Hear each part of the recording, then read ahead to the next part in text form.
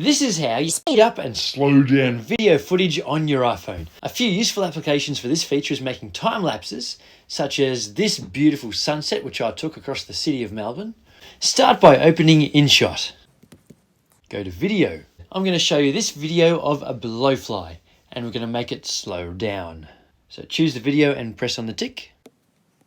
So this is how it looks in real time. The fly's there and the fly's gone. So choose the video and we're going to go across to speed, which is in the middle now. You can choose any speed you like from this line along here, all the way up to 100 times normal speed, down to 0.2 times normal speed. So let's go first to 0.5 and press tick. How does it look when it's half of the normal speed? Not too bad, you get to see the fly for a bit longer. So now that you can adjust the speed of your video, the next thing you'll need to learn is right here.